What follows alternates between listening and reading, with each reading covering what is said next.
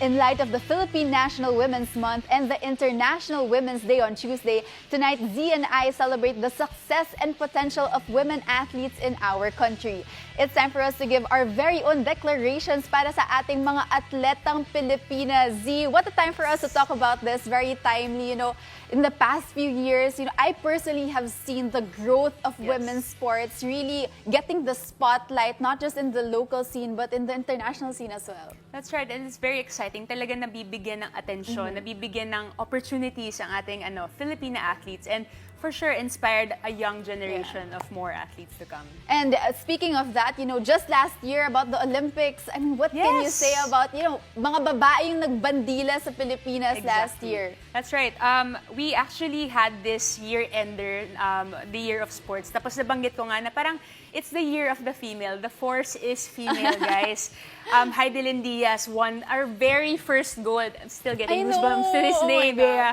Nesty Petesio, silver for boxing. And US Open, first time, Yuka Saso. So talagang grabe. As in, the Filipinas put the Philippines on the map of sports. And it didn't just stop last year, no? This year we have our Malditas, our women's football national team, booking a ticket for the first time ever to the FIFA World Cup this quarter for this 2022. So really, so much motivation, so much inspiration these women in sports are doing for our kababayans, our fellow Filipinas, and especially for the younger generation, as you mentioned. Definitely, the Filipinas have inspired so many people. Grabe, first time, and it's the World Cup. Oh my goodness, talagang the team was looking forward to playing on the bigger stage, and now they have this opportunity. Not just to play and to show that what Filipinas have, but again, it's really, when you talk to these athletes, they say, it's for the younger generations. Madami na tayong footballers na paglaki nila, andito na sila. That's right. I mean, we are both athletes, and ever since I was young, I would always clamor, even in college, I would clamor for more social media presence, for more attention, for more support in women's sports in general. And finally, now, we're having it. I mean, we see it in social media, in basketball, may professional league na. Exactly. We won the 2019 SEA Games gold for the very first time. So, this one really, I can really relate to this so much for Women's Month kasi nakakatuwa talaga yung support na nabibigay sa mga atletang Pilipina. That's right. And it's not just the athletes who are in it to win it. Talagang even the organizations, they're led by women. So, for example, nandito tayo today. Unang-una, salamat.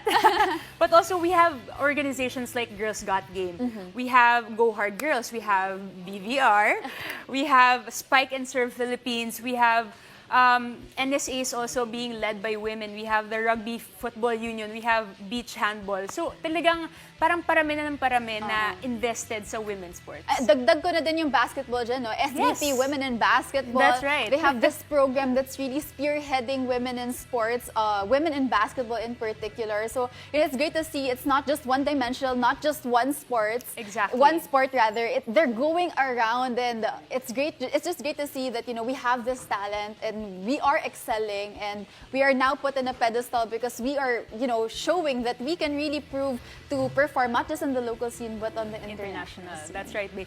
And going back to the Olympics na na-mention natin kanina, hindi lang itong, kung titingnan talaga natin, madaming women, madaming babae ang nag-compete in the Olympics. We had weightlifting, we had boxing, we had golf, skateboarding, of course, Margie Vidal, huwag natin kalimutan, judo and swimming. And again, lalakas ang cheering na naman natin this year kasi SEA Games paparating na. This May already. That's right, hahakot na naman tayo ng mga medals, and for sure, women will be on top of that. And more than anything, now that we are starting women in sports to really, be on the rise, the one that will benefit from this especially will be the younger generation. So I can't wait to have, more little girls that would eventually go into the Olympics and the different sports that we have, And at the end of the day, we're both girls. It's Women's Month. I'm just so happy that, I get to be able to share this with you, Dzi. Definitely, Bea. And it's gonna be a huge shout out to the stakeholders. Talagang